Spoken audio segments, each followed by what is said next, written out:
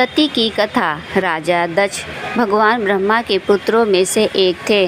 दक्ष की अनेक पुत्रियां थीं। उनमें से सत्यसई का विवाह सुंदर चंद्रदेव से हुआ था और उनकी शेष पुत्रियों में से एक दक्षिणायणी का विवाह भगवान शिव से हुआ था। दक्ष अपनी बेटी दाक्षायणी के इस चयन से बिल्कुल उत्साहित नहीं थे। भगवान शिव अपना अधिकांश समय हिमालय के बर्फीले कैलाश पर्वत पर या शमशान भूमि में विश्राम करते थे। ऊपर से उनकी जटाएं लंबी, काली और उभरी हुई थी और उनके गले में हार की तरह का तारा था। दक्ष का शिव अत्यंत भयानक प्रतीत होता था। उन्हें ऐसा लगता था कि उनकी सुंदर बेटी कहीं और अधिक उपयुक्त वर का अधिकारी थी।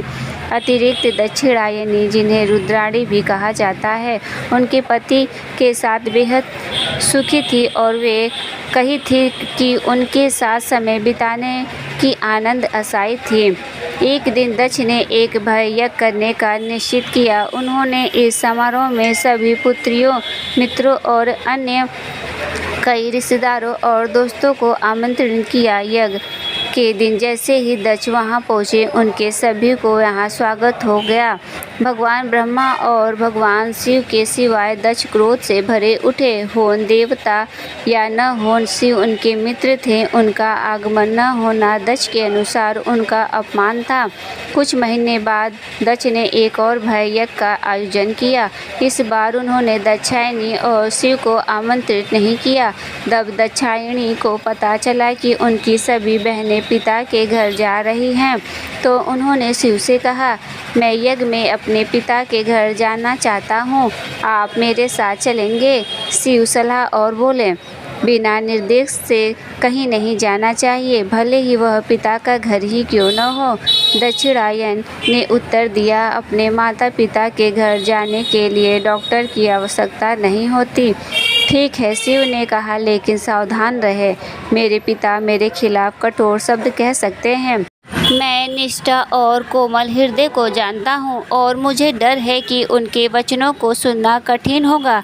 मैं साथ नहीं आऊँगा, प्रिय, मेरा आशीर्वाद हमेशा साथ रहेगा। दक्षिणायनी ने कुछ देवता भगवान शिव के कोमल श्वेत बैल और उनके प्रमुख वाहन के साथ अपने पिता के घर चले। जब दक्ष ने अपनी बेटी को देखा तो बोला, मुझे याद नहीं कि मैं सम्राट ध्वज के दूत हो गया था। वह उदंडपति भी बाद में क्या आने वाला था। दक्षिणायनी ने किसी भी तरह अपने क्रोध को अन्याय किया हुआ कुछ नहीं कहा। यज्ञ प्रारंभ हुआ। वैज्ञानिक दक्ष शिव का उपहास बंद नहीं कर रहे थे। जाओ बेटी, उन्होंने कहा, अपने पति के पास जाओ जहाँ तुम्हारे पिता और भी अधिक प्रेम करते हैं।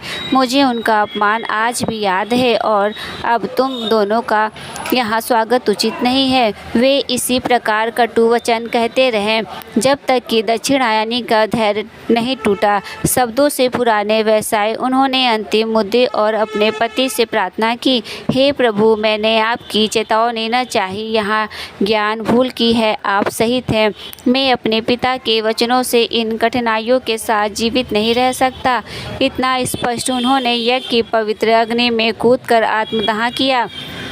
यही सती का कार्य कहलाया। सभा में छात्र छा गया। जो कुछ हुआ था वह सभी अतिथि ठहर गए। जब शिव को अपनी पत्नी के इस अंत का समाचार मिला तो वे गुस्से में मजाक कर उठ खड़े हुए कि पूरा संसार कांप उठाओ।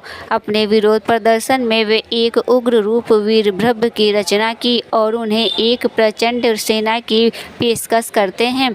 फिर उन्होंने वीरभद्र को आदेश दिया कि वह दक्ष के यज्ञ को नष्ट कर दे और जो भी मार्ग में आए उसका विनाश कर दे। उनका दुख और क्रोध अभी शांत नहीं हुआ। शिव ने तांडव नृत्य की शुरुआत की। विनाश का दिव्य नृत्य उनके उग्र मंच से पृथ्वी काप तक पहुँचे और वह बौद्धिक क्षमता वाले लोग चले गए कि दुनिया का अंत निकट है। अन्यत्र शिव श्रावणी नहीं, उत्तर वीरभद्र और उनकी सेना ने यज्ञ का समापन किया। वीरभद्र ने वश के सिर का वध किया और उनकी सहायता के लिए अन्य ऋषियों और देवताओं को भी परास्त किया। अतः सभी ने ब्रह्मा से सहायता की प्रार्थना की। ब्रह्मा ने शिव से दक्ष को क्षमा करने और संसार में शांति लौटाने की विनती की। अंततः शिव शांत हुए और उनकी करुणा जाग उठी।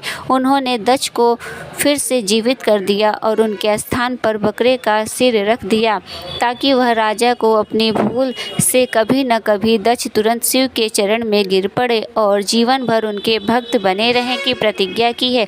संसार में पुनः स्थापना व्यवस्था स्थापित होने के बाद शिव अंतर्मुखी हो गए और गहन तपस्या में लीन हो गए और इसी समय से दक्षिणायन सती के नाम से जाने बौद्ध। तो दोस्तों, हमारे द्वारा दी गई जानकारी आपको कैसी लगी कृपया कमेंट करके ज़रूर बताएं। वीडियो पसंद आए तो वीडियो को लाइक करें और चैनल को सब्सक्राइब करना ना भूलें। फिर मिलते हैं हम नेक्स्ट वीडियो के साथ, तब तक के लिए धन्यवाद।